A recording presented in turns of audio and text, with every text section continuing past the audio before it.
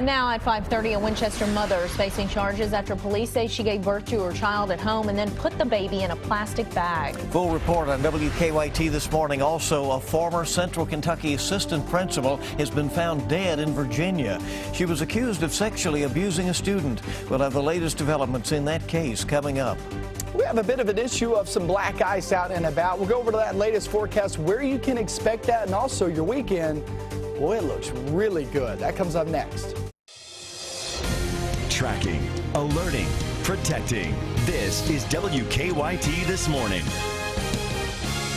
Good morning. So nice to have you with us on WKYT on this Tuesday morning. I'm Bill Bryant. And I'm Rebecca Smith. A lot of people seem to be rooting for the Ducks last night. Sorry. Oh, it's an SEC thing, I think, around here.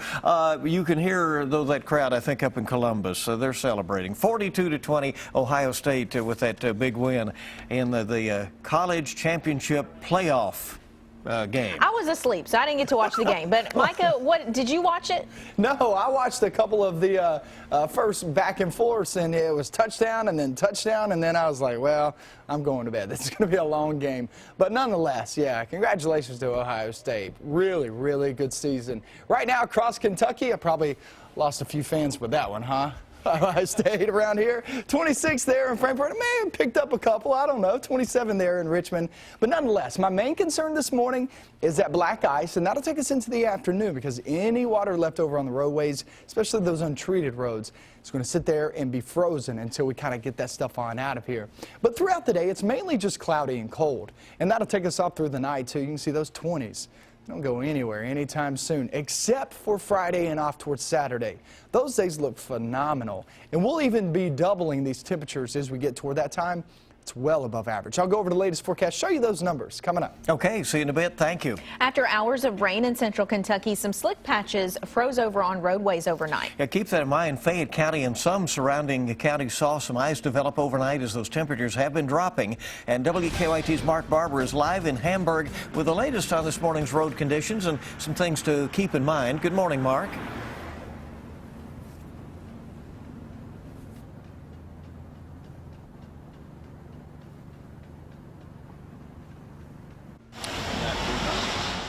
Okay, I'm not sure that he can hear us out there, so we're going to move along and just tell you that we did have a traveler's advisory in part of the area, which is continuing down there in the southeast.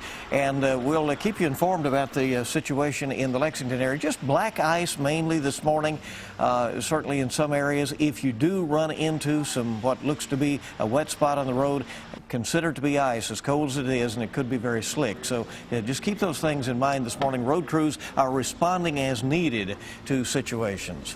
And in Morgan County, road crews dealt with icy roads for the second night in a row. From Monday afternoon into Monday evening, rainfall pretty consistent in Morgan County. As the temperatures dropped, the worry was that the roads would freeze over. Black ice, or an area that the sun doesn't hit very often, those are the ones that will catch people off guard. The West Liberty mayor says previous winters prepared them for this one. Part of the city's preparation plan is treating the main roads before turning their attention to county roads. The mayor also says on Sunday night, most of the problems were on the stretch of Highway 519 from West Liberty to Moorhead. Remember, for the latest closings, delays, and weather information, go to WKYT.com. Well, a former Central Kentucky assistant principal accused of sexually abusing a student has now been found dead. Berea police tell us Joy Hayes died in Lee County, Virginia over the weekend. WKYT's Hillary Thornton is at the live desk with the latest developments on this story. Good morning, Rebecca and Bill. She was facing several charges, including sexual abuse, and now investigators are trying to figure out what caused her death. Hayes was once an assistant principal at Lexington Traditional Magnet School and then at Madison Southern High School, where police say she met the teenager she is accused of sexually abusing. In addition to sexually abusing the victim, she is accused of stalking and assaulting the victim's friend. She resigned from her job at Madison Southern in December of 2013 and was arrested last October. Police say the victim was in her car when she was arrested. Hayes was indicted by a Madison County grand jury for 9 charges last December. Now, Berea police also tell us she recently had contact with the victim again, and they were preparing to file new charges against her. At the live desk, Hillary Thornton, back to you. Thank you very much. State police are gathering to remind the public today about reward money being offered for information on the murder of a Kentucky police officer. Bardstown police officer Jason Ellis was ambushed and killed in May of 2013. Police say he had left his cruiser to clear some debris from the Bluegrass Parkway when he was shot and killed. Since then, police say they have had few leads into the investigation of his death. The reward for information is more than $200,000. Lexington police say they have arrested a man wanted for a crime in another state. According to an arrest citation, police arrested 32-year-old LaMarcus Donnelly yesterday. He's wanted for armed robbery in Tallahatchie County, Mississippi. He lives in Kentucky and was arrested at a home on Augusta Drive. A mother will be in court tomorrow facing charges of attempted murder and evidence tampering. Police say she gave birth at her home, then put her newborn in a plastic bag. Winchester police arrested 29-year-old Cassandra Haney. They say on Friday she gave birth to a baby boy in her toilet and left the infant there for 15 minutes. Police told Haney told them she didn't know she was pregnant. Didn't know that the baby, whether or not the baby was dead or alive, and had then placed the baby into a plastic bag.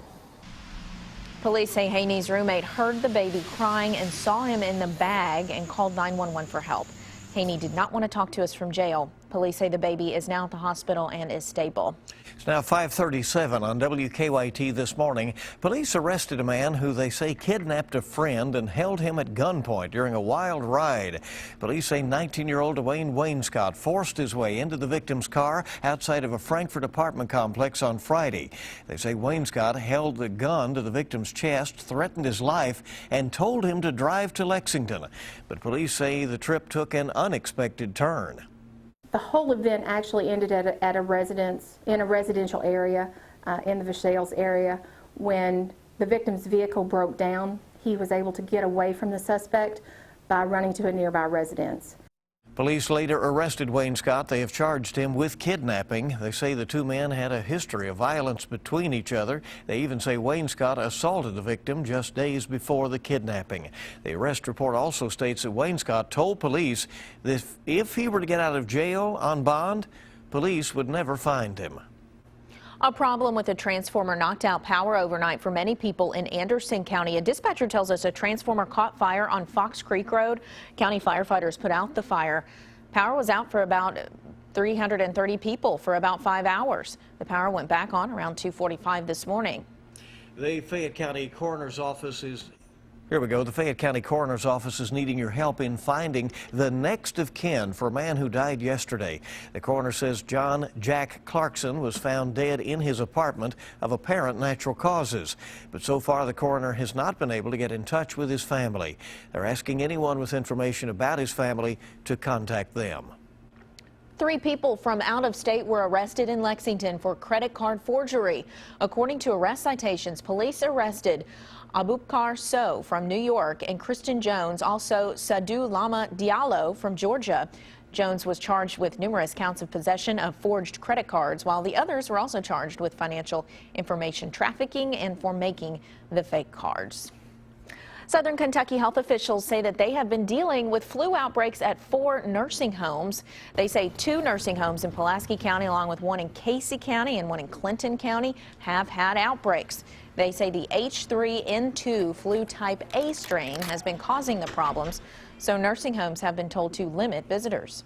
Loved ones, family members, and things are still allowed to come, but they're restricting some of the activities and the movements of the residents within the facilities. They're practicing good hand hygiene, washing their hands often.